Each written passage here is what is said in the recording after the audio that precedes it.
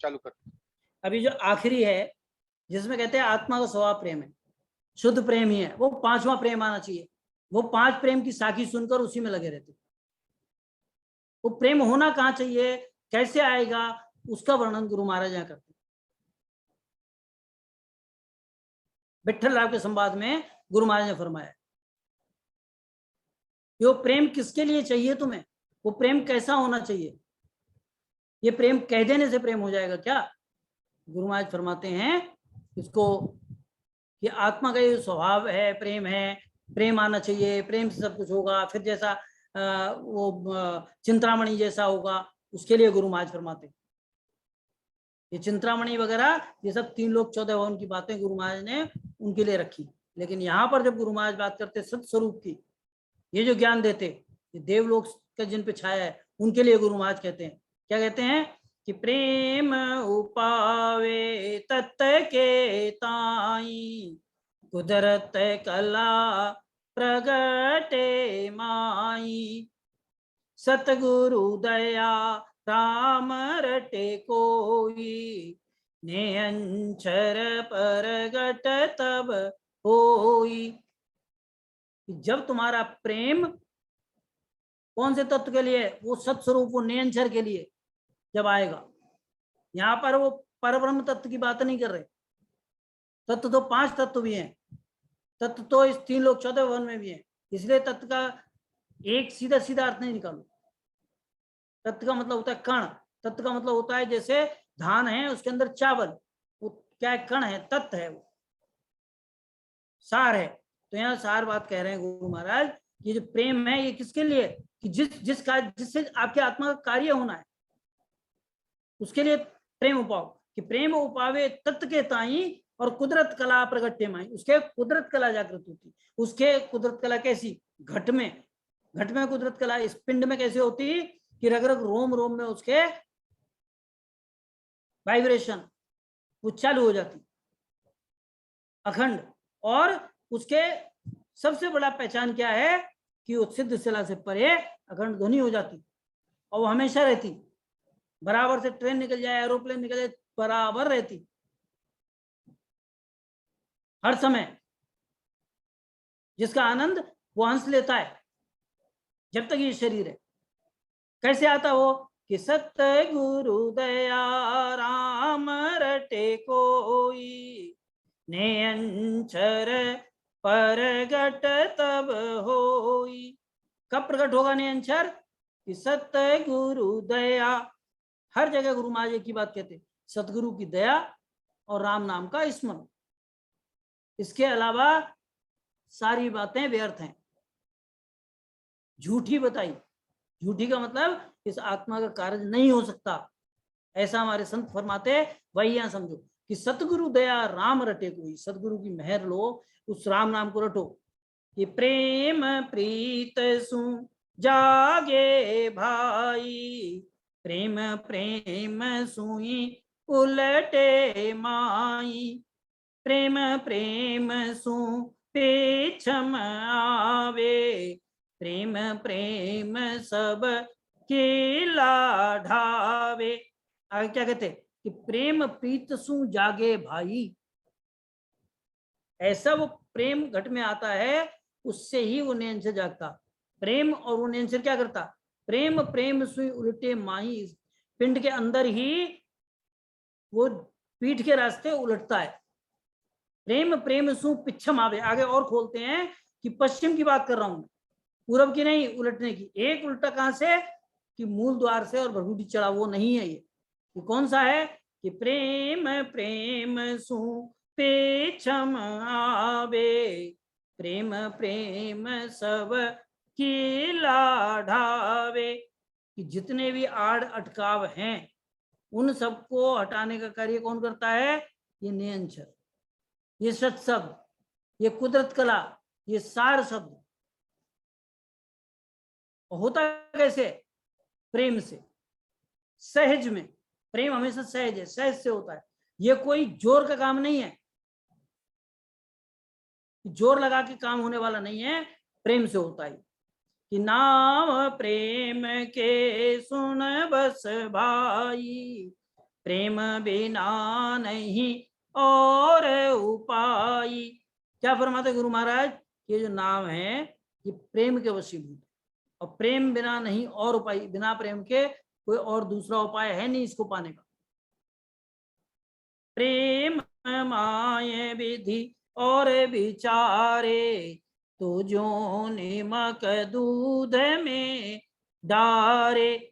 कहते हैं प्रेम के अलावा जोर की अगर कोई बात करे कि ऐसा आसन लगाओ, हैं ऐसे यहाँ पर जोर लगा के करो, उस जोर से आसन से काम नहीं होने वाला, ये प्रेम से होने वाला है और सदगुरु की दया से ही होता है। कहते हैं प्रेम माये विधि और विचारे, प्रेम के बीच में कोई और विधि को अगर लगाता है, मिलाता है, भेल करता है, विचार करता है, तो जो नमक दूध में डाले, तो ऐसे समझो कि दूध है वो प्योर है, लेकिन उसके अंदर नमक अगर डाल दिया तो उसका गुण जाता रहता है। ऐसे ही ये सहज में होगा और सहज से ही सारा कार्य बनेगा। आगे और इसको गुरु महाराज और खोलते, ये प्रेम है किसका, करेंगे कहाँ। विठल राव ने जब ये प्रश्न किया तो गुरु महाराज ने उसका भी जवाब दिया कि कै सुख राम प्रेम आधारा, सतगुरु शरण एक विचारा, और शरणों कोई नहीं चाहिए, आप ही उलट आप में रहिए। क्या फरमाते गुरु महाराज, कह सुखराम प्रेम आधार, प्रेम आधार है इसका, और किससे कि सतगुरु शरण एक विचार, जो सतगुरु है उसका शरणागति, सतगुरु की शरण लो, और शरण कोई नहीं चाहिए, इसके अलावा कोई शरणागति नहीं चाहिए। माया के पद का कोई शरणा नहीं चाहिए, ब्रह्म पद का कोई शरणा नहीं चाहिए, किसी गुरु का शरणा नहीं चाहिए। सतगुरु अलग ही है, जिसके वो नियंचर, उस नियंचर वो जो तत्व उसके अंदर बैठा हुआ है, उस तत्व से प्रेम करना है, उसको पाने के लिए करना है। तो कहते हैं वो प्रेम, वही शरणा लो, आप उलट आप में रहिए, इस घट में ही वो प्राप्त होगा, बाहर नहीं मिलने वाला, वो इस घट में ही मिलेगा। जो चावे सो सतगुरु होई, आनंद ब्रह्म राम कहूं तोई। तुम्हें क्या चाहिए उस आत्मा के कार्य के लिए, आनंद ब्रह्म चाहिए। तुम्हें राम जी चाहिए, कि वो चौथा राम है, वो क्या है, गुरु महाराज के वो सतगुरु ही है। जो चावे सो सतगुरु होई, वो संत के अंदर ही मिलेगा, बाहर ढूंढने से नहीं मिलने वाला। वो संत का शरणा लिया और कार्य आपका हुआ। कहते और न दूजी आशा काई, और न दूजी आशा काई, प्रेम लगे गुरु चरणा जाही। गुरु के चरण में क्यों जा रहे हो, क्यों तत्व चाहिए, वो जीव का कार्य करना है जीवड़े का। गुरु महाराज कहते कैसा प्रेम है वो, कि ऐसो हेत गुरासू लागे, तन मन गया भरम नहीं जागे। ऐसा जब करोगे, कैसा हेत करोगे कि तुम्हारा शरीर चला जाए, मन चला जाए, मन कुछ भी कहे, लेकिन रत्ती भर भी भ्रम नहीं आएगा, संशय नहीं रहेगा।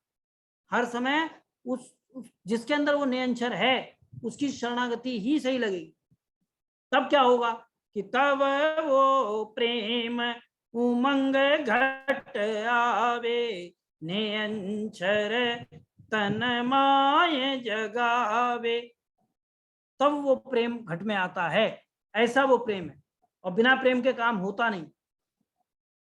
आत्मा तो अनंत जन्मों से भटक रही है, लेकिन वो सतगुरु का शरणा नहीं मिला।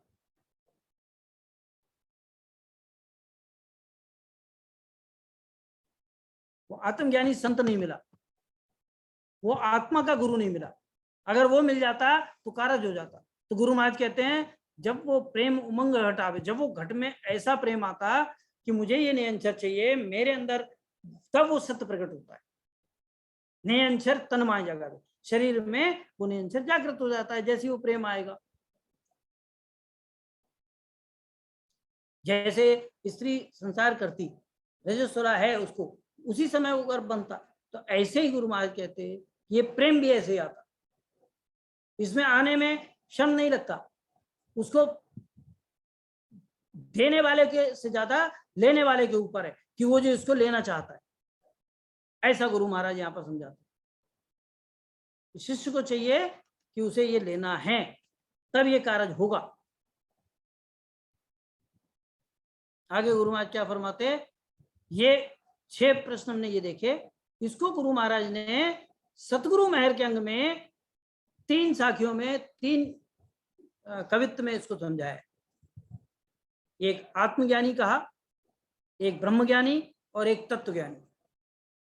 जिस चीज को हमने ये 6 पहले देखी, उन्हीं को गुरु महाराज दूसरी तरह से यहाँ रखते हैं कि आत्मज्ञानी संत की आरणी आचाल, सब दासन को दास होए, गए मन राखे पाल, गए मन राखे पाल, नीच सब ही विद त्यागे, शुभ उत्तम सो चीज सुनर सब ही सू लागे, तन मन धन सुख राम के उनके हासी ख्याल, आत्मज्ञानी संत की आरणी आचाल। जिसके आत्मज्ञान प्रकट हुआ, जिसने अपने स्वयं को जाना, वो आत्मज्ञानी। तो कहते हैं आत्मज्ञानी संत की आरणी या चाल, उसकी रहनी रहनी, उसकी चाल कैसी है, ये देवलोक के जीवों को गुरु महाराज समझाते। और 84 में आए हुए की वजह से वो नहीं समझ पाता, इसलिए इन 3 साखियों में गुरु महाराज समझा रहे हैं कि इसको ऐसे समझो कि आत्मज्ञानी संत क्या होता है कि वो गैमन राखे, वो मन को पकड़ने की कोशिश करता, वो जोर अपना समझता, अपने जोर से जाना चाहता है। गहमन राखे पाल, नीच सब ही वित्यागे, पकड़ पकड़ के एक एक बुरी वृत्ति को छोड़ता है, सारी कुटलाई दूर करता है, नीच विधि को छोड़ता है, और शुभ उत्तम सो चीज सुन सब ही सुन लागे। और जितनी शुभ शुभ बातें हैं, शील साथ संतोष प्रेम भाव प्रतीत, ये सब रखता है कि सो उत्तम सो चीज सुन सब ही सुन लागी, तन मन धन सुख राम के उनके हासी ख्याल। कहते हैं उन्हें तन मन धन अर्पण करने में समय नहीं लगता, उनके तो हंसी खेल है, खेल खेल में छोड़ देता उसको, शरीर चला जाए, मन उसका कहीं जाए, फिर भी वो उसको छोड़ेगा नहीं, धन की बात ही कुछ नहीं है उसके लिए, जो शरीर अपने मन को नहीं मानता। तो कहते हैं ऐसा आत्मज्ञानी संत होता है जो स्वयं के बल से और मन को बस में करना चाहता है।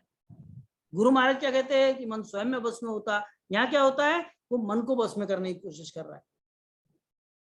क्यों, देवलोक से आया, उसे वही चीजें पसंद आती हैं, वैसा ही उसे लगता है कि मोक्ष पाना बड़ा कोई कठिन कार्य है, ये सहज में कैसे होता, प्रेम प्रेम में कैसे होता, वो उसको समझ नहीं आता। तो आत्मज्ञानी बताया।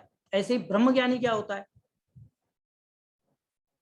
हमने देखा कि बालक ब्रह्म स्वरूप है। अब यहाँ ब्रह्मज्ञानी की बात कहते हैं कि ब्रह्मज्ञानी की चाल सुनो सकल नर आए, पाप न माने पुण्य को सांसो सोग न माए, सांसो सोग न माए, आत्मा माने नाही, एक ब्रह्म गुण रूप देख ले सबके माही, सुख राम भोग सब ही करे, मन माने सो खाए, ब्रह्मज्ञानी की चाल सुनो सकल नर आए।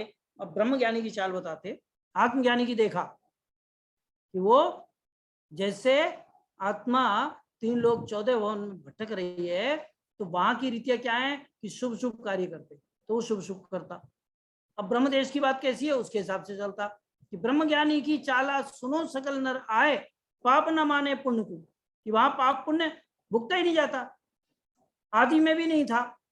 तो कहते पाप न माने पुण्य को, पाप पुण्य को मानता नहीं, सांसों सोग न माने, उसके सोच फिक्र है ही नहीं, सोग है ही नहीं, सांसा है ही नहीं उसके सोच फिक्र। कहते सांसों सोग न माए, आत्मा माने नहीं, उसकी आत्मा इस चीज को नहीं मानती। एक ब्रह्म गुण रूप देख ले सबके माई। वो कहता है ये ब्रह्म कर्मों के वशीभूत है ही नहीं, कर्म कीट लगता ही नहीं, वो तो अलग ही रहता, कर्म अलग है और ये अलग है ब्रह्म। कहते सुखराम भोग सब ही करे, जैसा उस ब्रह्म देश की रीति है, जहां पर ये हंस कैसे आया, इस पार ब्रह्म और इच्छा माया से, और वही इच्छा माया के साथ ये हंस लगा। कहते हैं जो उसकी माँ है उसी को उसने पत्नी के रूप में स्वीकार करा। ठीक ऐसे ही गुरु महाराज कहते हैं ये ब्रह्म देश की रीति है, ऐसी वहां का व्यवहार ऐसा है, जैसे संसार का व्यवहार है जिसमें माँ बाप, माँ बेटी बहन सब अलग अलग है, तो आत्मज्ञानी के लिए है। ब्रह्म ज्ञानी क्या करता, उसके लिए सब बराबर। सुखराम भोग सब ही करे, मन माने सो खाए। और ब्रह्म ज्ञानी की चाला ऐसा उसका स्वभाव होता है, ऐसा उसकी रीति होती है। आगे गुरु महाराज क्या फरमाते, तत्व ज्ञान। तत्व ज्ञान मतलब जिसने पर ब्रह्म का ज्ञान समझ लिया।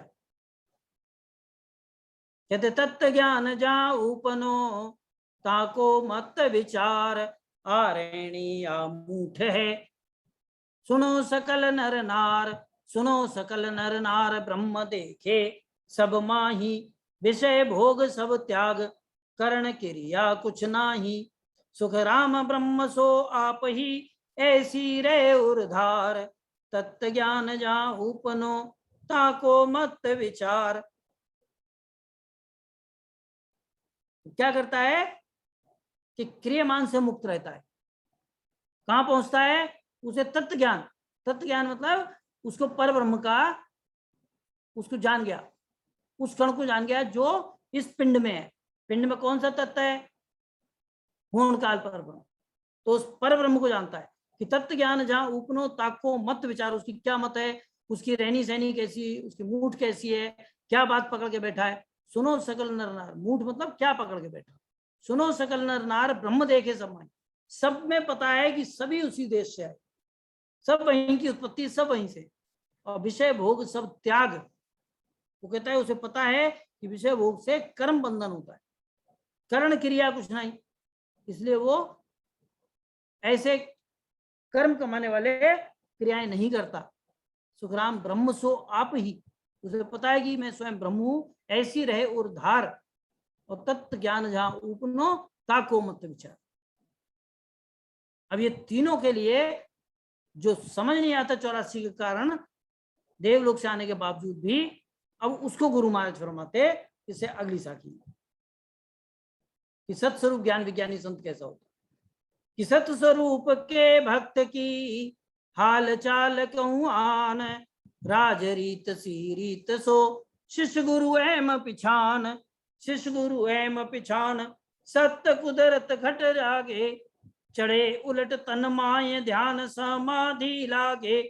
सुख राम प्रेम सो ऊप के अकबक दूध उफान, सत्स्वरूप के भक्त की हाल चाल कहूं आन। ये सत्स्वरूप की भक्ति कैसी है, कहते जैसे राजा और राजपुत्र है, कि राज किसको मिलना है, राजपुत्र को ही मिलता है।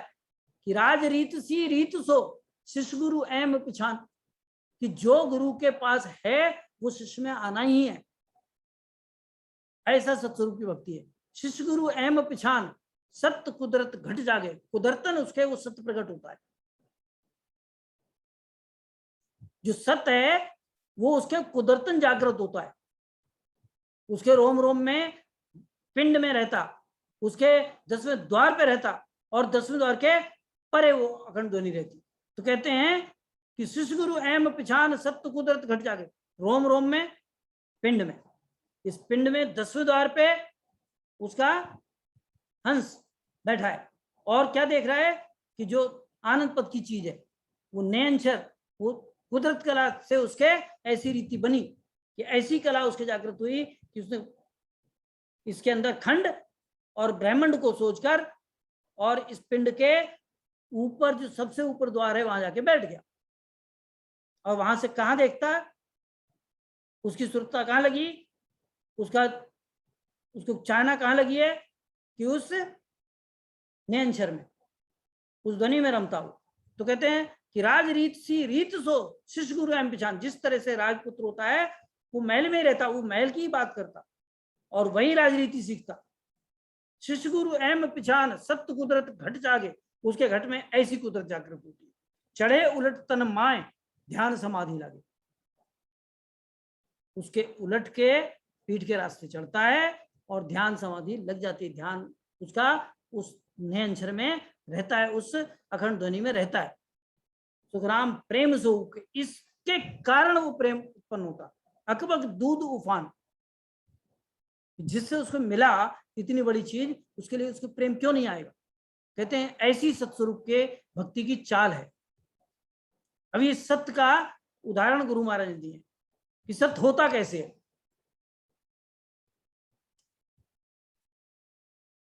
कि किन कुदरत घट माय सत होआन विराजे, जले पीव संग नार जगत सुने न लाजे। सूरो रण में जाए घाव सन मुख सोलिया, धस्यो कहा घट माय मरण से नेक नबिया। सुख रामदास घट ब्रह्म तो आगे अब ही होए, जब विज्ञान सूपनो तब आयो कुन जोए। अब गुरु महाराज कहते कि 84 का जीव है, देवलोक की वजह से वो समझता है कि सत्य होना चाहिए, लेकिन इस 84 का प्रभाव ऐसा रहता कि इस बात को समझ के नहीं समझ पाता, इसलिए गुरु महाराज दृष्टांत देके समझाते हैं। पहला किसका? पहला दिया जो पतिव्रत स्त्री होती है। कहते हैं किन कुदरत घटमाए, कौन सी ऐसी कुदरत है, कौन सा ऐसा चीज है जो उसके शरीर में वो सत्य आ जाता है। कौन सा सत्य? कि जले पीव संग नार, कि वो अपने पति के साथ अग्नि स्नान कर लेती। उसका पति जब शरीर छोड़ देता तो उजल जाती। जगत सु नेक न लाजे, उसे जगत का कोई लाज शर्म है ही नहीं कि पीछे से उसके बच्चे हैं, उसका परिवार है, उसके और सब नाते रिश्तेदार हैं, मायका है, क्या उसकी लाज रहती है? उसको नहीं रहती। वो पति के साथ चली जाती। जब अवसर आता है तो उसे पति की ही स्मृति रहती, जैसे सती अनुसुईया थी। जब देवता भी सामने आ गए तो उसने आज्ञा किससे लेनी? अपने पति से ली। जब पतिव्रत स्त्री के सत्य जागृत है तो जब पति का देहावसान हो जाता तब भी वो उसी में रत रहती और जाकर उसको छोड़कर उसके साथ अग्नि स्नान कर लेती। ये नहीं है कि अभी पति चला गया अब 3 महीने बाद सती होगी, ऐसा नहीं होता। वो जब समय आया उस समय वो कार्य हो जाता है। ऐसे ही दूसरा दृष्टांत देते गुरु महाराज कि सूरो रण में जाए घाव सन मुख सोलिया।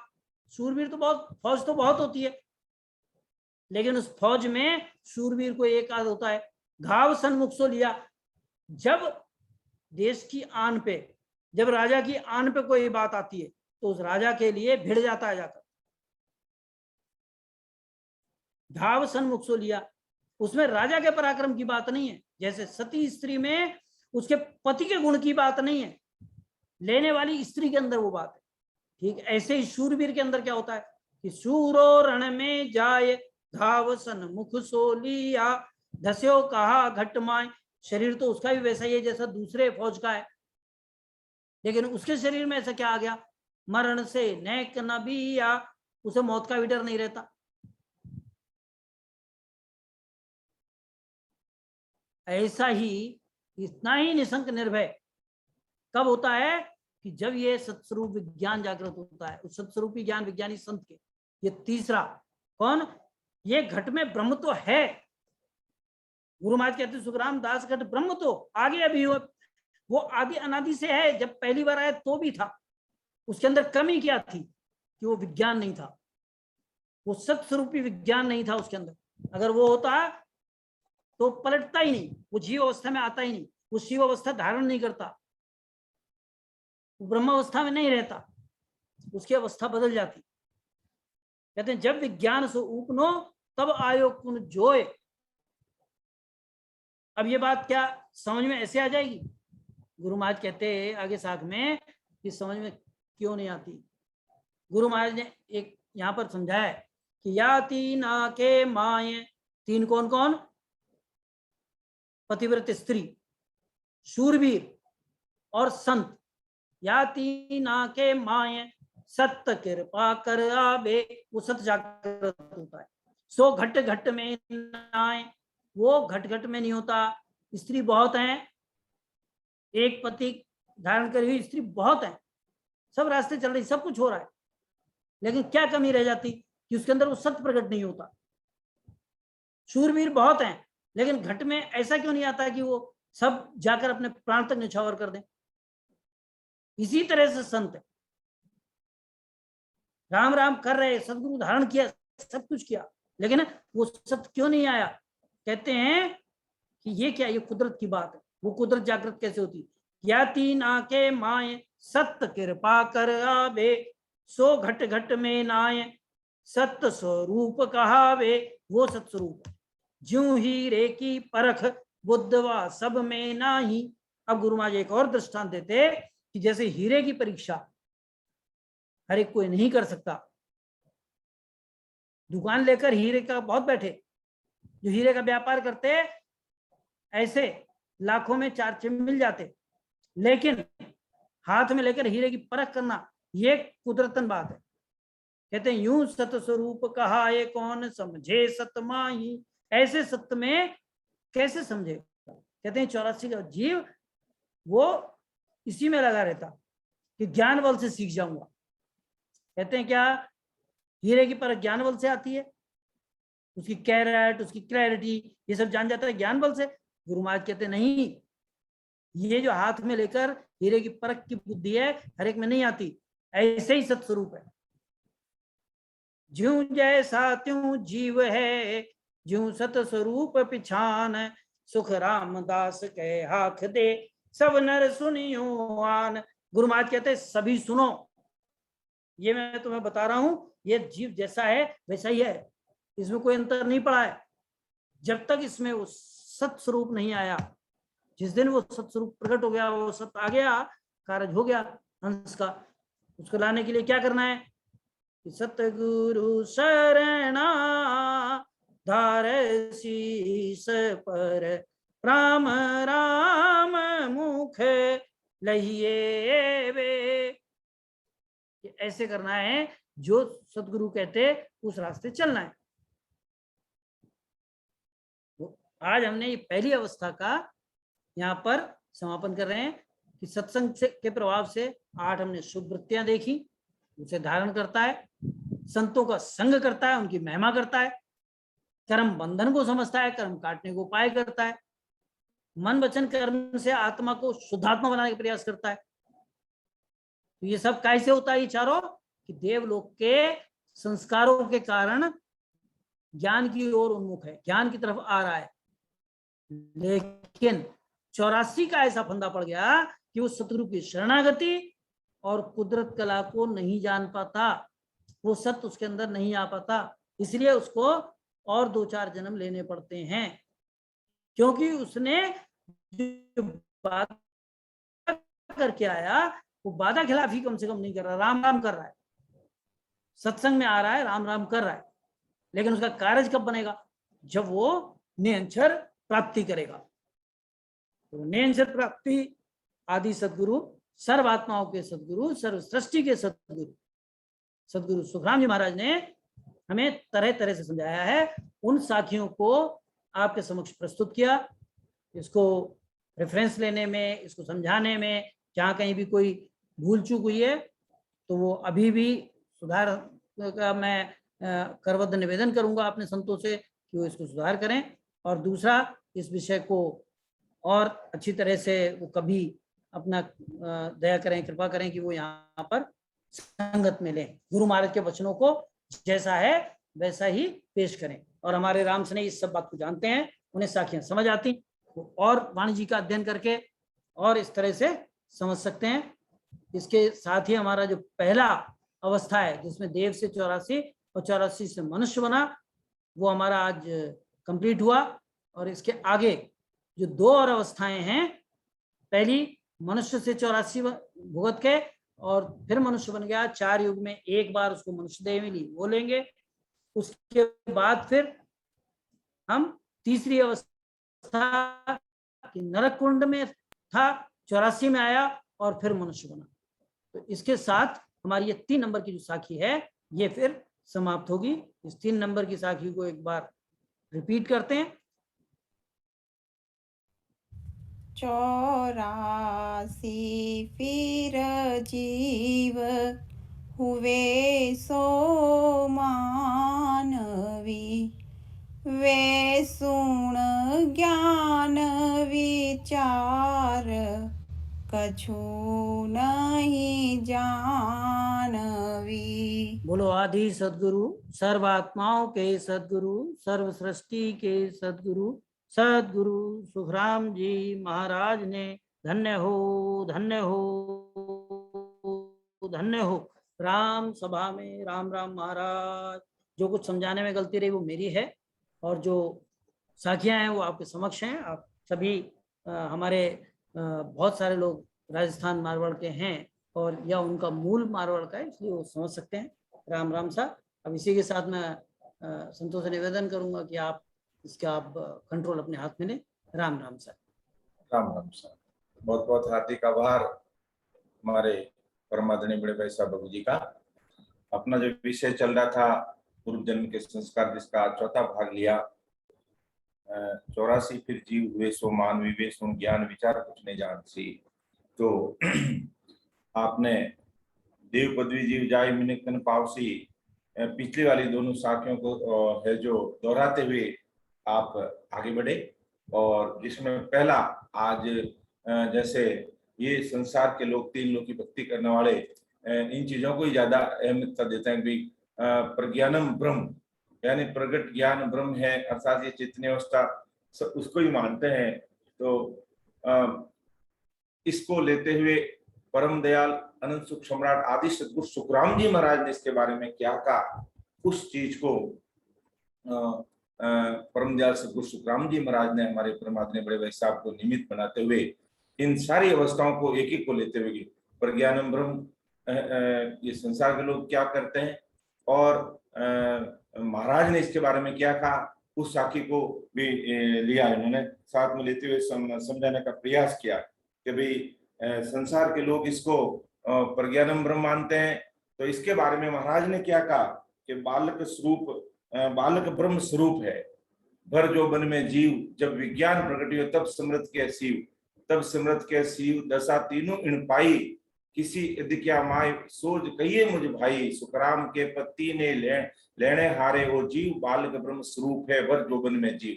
तो संसार इसी को प्रज्ञानम ब्रह्म कहके इतिश्री मान लेते हैं, लेकिन महाराज ने इन तीनों अवस्थाओं को अलग अलग यहाँ पर समझाने का प्रयास किया, जो बाबू जी भाई साहब ने इसको लिया। और इन 3 चीजों के, यानी 3 चीजों में तो कौन कौन सी चीजें समझी कि भाई ब्रह्म, जीव और शिव, इसके अलावा जो गुरुपद नियारा, इसके अलावा जो गुरुपद नियारा है उसकी बात महाराज ने कहा। गुरुपद नियारा, इन तीनों के अलावा गुरुपद नियारा है, जो अमर फल होई और राम लग भगत सो, अंजल जड़िया के समान है।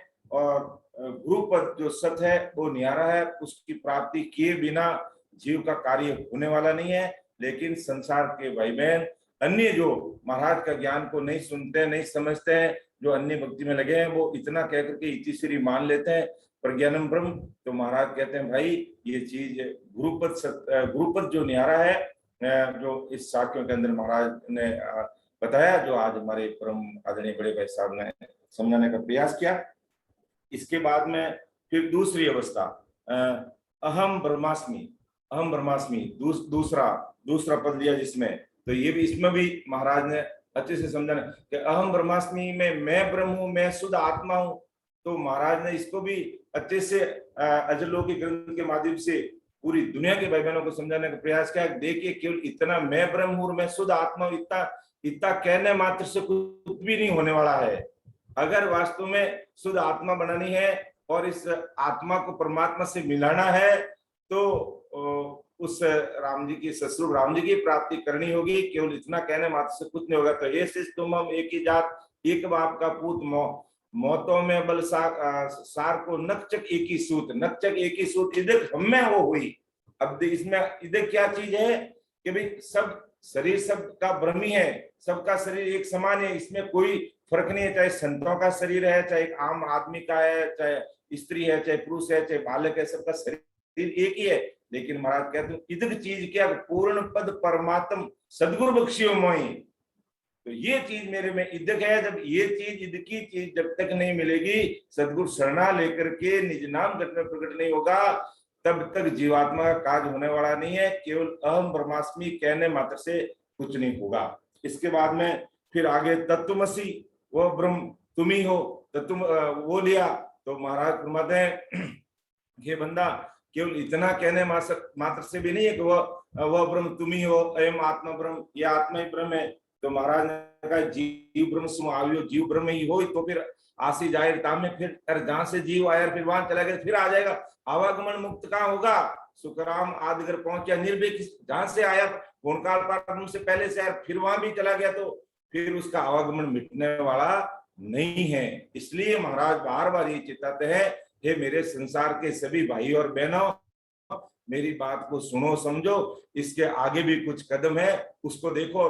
और अगर वास्तव में इस जीवात्मा का कार्य करना चाहते हो, इस मानव तन का अमूल्य हीरे का मूल्य अगर समझना चाहते हो, तो इसका सदुपयोग कर लीजिए। केवल इतनी बातें कहने मात्र से कुछ भी होने वाला नहीं है। इसके बाद में एको ब्रह्म द्वितीयो नास्ति, कि ब्रह्म के अतिरिक्त दूसरा कुछ भी नहीं है। तो महाराज कहा भाई माया है रे आ, तो माया निर्भक तामे फेरन प्रारेलो, फिर अस्थिर सो सभी माया सुन ज्ञानी का तोइलो, गला आन करे कार्य सारे सो धीर कहो किम हुई। तो ये सब माया का पसारा है और इससे कुछ भी होने वाला नहीं है। फिर लास्ट में बताया आत्मा का स्वभाव प्रेम, यानी शुद्ध प्रेम ही है आत्मा का।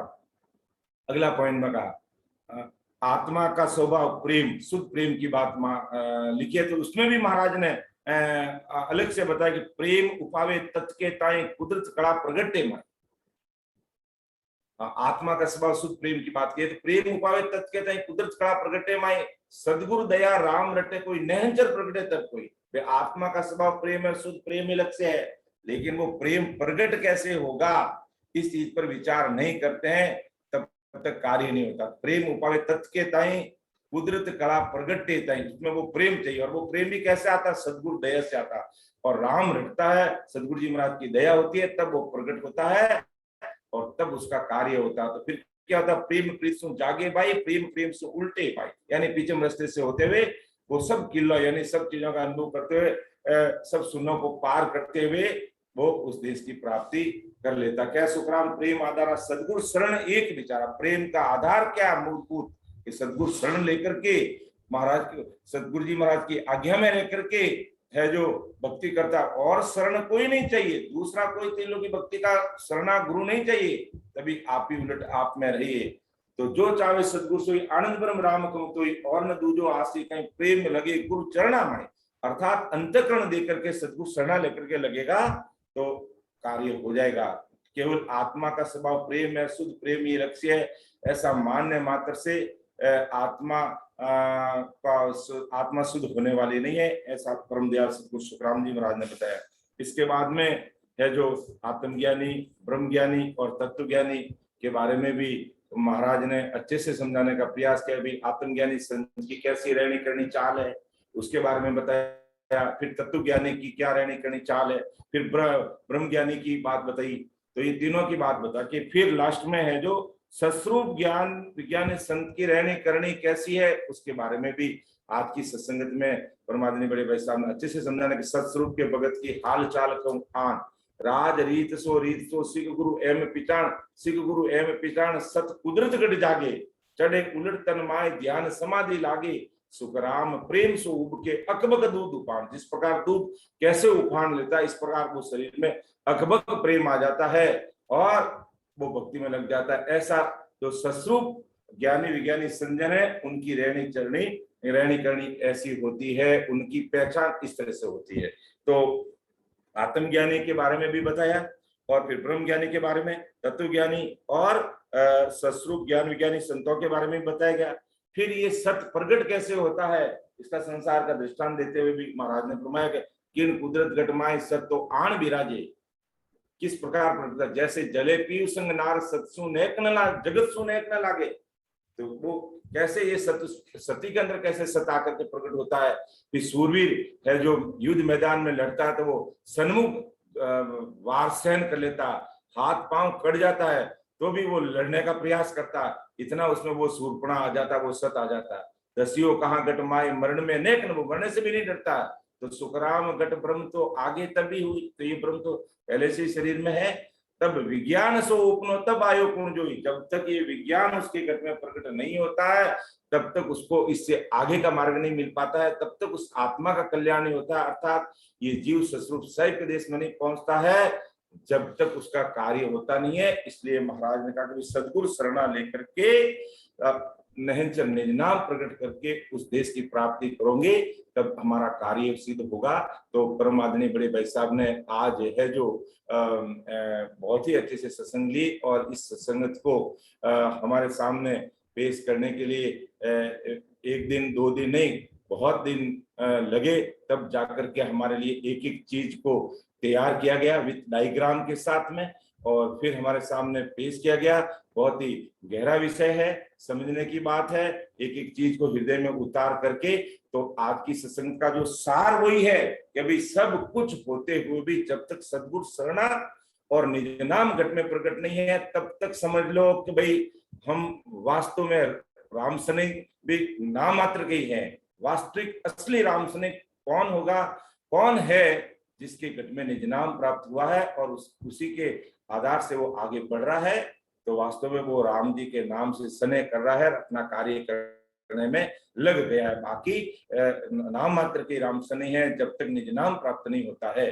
तो इस सत्संगत को सुन करके उन्हें विचार करना हमें इस चीज का, और कोई चीज किसी भाई बहन के समझ में नहीं आए तो इसको आप आराम से वापस भी देख सकते हैं, सुन सकते हैं। कभी भी आपको ऑडियो भी मिल जाएगा, वीडियो भी मिलेगा, यूट्यूब में भी मिल जाएगा और सभी ग्रुप में है जो रिकॉर्डिंग हमेशा की तरह आएगी। जरूर देखना इस विषय को। तो बहुत बहुत हार्दिक आभार हमारे परमादरणीय भगवत जी भाई साहब का, बहुत ही अच्छे से पूरी टीम मिलकर मेहनत की है और ये एक चीज को हमारे सामने पेश करने का प्रयास किया। मैं परमादरणीय बड़े भाई साहब डॉक्टर साहब से भी निवेदन करूंगा कि आपकी सत्संग के बारे में 2 शब्द कहें। इसके बाद में सुरेंद्र भाई तैयार है आगे का पद लेने के लिए। हाँ डॉक्टर साहब। राम राम राम राम। एक मिनट, आज गोविंद भाई साहब का बर्थडे है। गोविंद जी का बर्थडे है आज। अच्छा, गोविंद जी का बर्थडे है, बहुत बहुत हार्दिक शुभकामनाएं उनको। हाँ आज हैं संगत में। हाँ उनको भी पोस्ट कर दीजिए श्रीनिवास जी। गोविंद जी भाई साहब आए हुए थे। हाँ तो पहले मैं डॉक्टर साहब से निवेदन करूंगा कि आप 2 शब्द कहिए आज की सत्संग के बारे में। राम राम सर, प्रणाम। हाँ सर, राम राम, प्रणाम प्रकाश भैया, भगवत भैया, सबको प्रणाम। आज सबसे पहले हमारे गोविंद भैया को, गोविंद परिक जी साहब को मेरी ओर से, मेरे फैमिली की ओर से और पूरे राम स्नेह की ओर से, प्रकाश भैया भगवत भैया की ओर से हैप्पी बर्थडे। और जो आज का विषय जो भागवत भैया ने लिया, बहुत ही बढ़िया विषय लिया। यानी हर वक्त वो डेप्थ में जाते रहे, डेप्थ में जाते जाते उस चीज को और क्लियर करते रहे। तो आत्मज्ञानी, ब्रह्म ज्ञानी, तत्व ज्ञानी, सस्वरूपी ज्ञानी, इसके बारे में गुरु महाराज ने क्या क्या बताया हुआ है और वेदों में किस किस बात को महत्व देते हैं। और गुरु महाराज इन बातों को एकदम साइड करके जो सस्वरूप की भक्ति क्या है उसके बारे में गुरु महाराज बताते हैं। तो ये बहुत बढ़िया आज लिया, बहुत अच्छा लगा। मतलब कंटिन्यू में एक जैसा सुन रहा था, बिल्कुल एक एक शब्द पे ख्याल रख के। और प्रकाश भैया ने उसका विश्लेषण भी बहुत बढ़िया किया। तो प्रकाश भैया ही कर सकते इतने कठिन विषय का विश्लेषण अच्छे से। मैं तो खाली 2 मिनट में बोलता हूँ कि भागवत भैया ने बहुत अच्छा लिया। तो यहाँ पे फक्त एक विषय थोड़ा सा मुझे लगा, पता नहीं सही है, सतलोक जो विषय है, सतलोक में वो साखी मुझे ख्याल में नहीं आ रही कि सतलोक में माया के आधार से ही जाता है, ऐसा वो साखी है। तो शायद वो सतलोक यानी परब्रह्म का देश है या फिर शिव ब्रह्म का देश है, उतना ही मुझे थोड़ा सा क्वेश्चन मार्क है। बाकी बहुत बढ़िया लिया है। ठीक है, राम राम साहब, प्रणाम, सबको प्रणाम, सबको राम राम। राम राम साहब। हाँ साहब, वो साखी ये थी, मैं दोबारा बता देता। सतलोग ही माया पूछे, बिन माया कुण आया लो। तब ये सतलोग यानी शायद उलट चढ़े सो चेतन माया, उलट चढ़े सो चेतन माया, ब्रह्म के जोड़े माया ले लो, सतलोग ही माया पूछे, सतलोग ही माया पूछे। हाँ, तो ये यहाँ पे शायद मैं बहुत ज्यादा क्लियर नहीं हूँ, मगर बिन शायद ऐसा लगता है, शायद ऐसा लगता है कि ये सतलोग, माया ये सतलोग यानी शायद परब्रह्म का देश भी हो सकता है। अपने भगवत भैया बोल रहे हैं, वो भी सही हो सकता है। राम राम साहब, प्रणाम।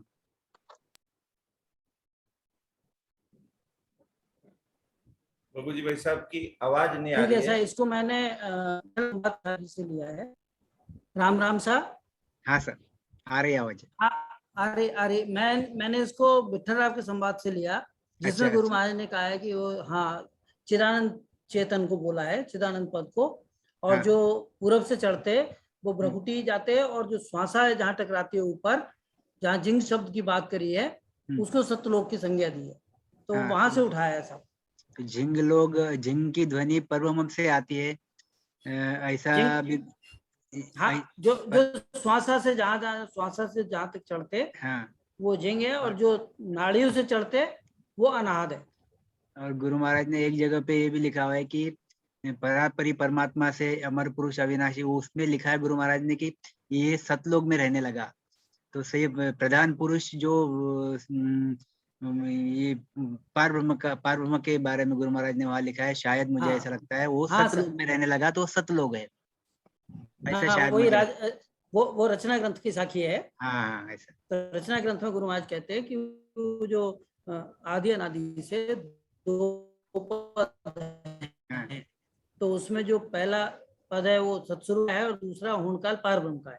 वो कहते हैं कि ये जो आया है ना, ये पार ब्रह्म से, उससे प्रधान पुरुष। उत्पत्ति तो वहीं से होती है, तो हाँ। उससे जो प्रधान पुरुष है वो शिव ब्रह्म में आके रहा, उसी को सत्यलोक बोला। जैसी बाउंड्री क्रॉस करेगा वो सत्यलोक हो गया। अच्छा, तो ऐसी, मैंने तो संतोष ऐसे ही समझा है, लेकिन अच्छा। हो सकता है कि कुछ और हो, लेकिन ऐसे जाना है, और वो बैठता है बराबर। अच्छा, ठीक है सर, राम राम राम, बहुत बहुत राम आपका राम, आभार। राम मैं राम, इसको, प्रणाम। हाँ, मैं इसको और भी देखूंगा, कोशिश करूंगा हाँ, समझने की। ठीक। ठीक है। और इसको अपन थोड़ा यूं भी देख लेते कि ये सतलोक जो होनकाल का ब्रह्म ये लोग तो सत्य है, लेकिन इसमें रहने वाले लोग वहाँ स्थिर नहीं रह सकते हैं, वो आते जाते लोग ये सत्य है। हाँ हाँ, बिल्कुल बिल्कुल। हाँ, जहाँ गुरु महाराज ने कहा ना, 4 लोग तो फिर सदा, 1 लोग मिट जाए। हाँ, तो ये लोग तो सत्य है, लेकिन उनमें रहने वाले वहाँ स्थायी नहीं है, स्थायी नहीं है। बिल्कुल इसलिए सही। भी इसको सतलोक कह सकते हैं, हाँ सर, होनकाल बिल्कुल पार। ठीक। तो बाकी सतरूप साहिब का लोग सत्य है, वो हमेशा वहां से कोई अलग है। हाँ, सही, एकदम। ठीक है सर, बिल्कुल राम राम सर। साहब। हाँ ठीक सर, है, राम राम, प्रणाम। राम राम, राम राम। तो अब प्रणाम मैं सर। परमादरणीय सुरेंद्र जी भाई साहब से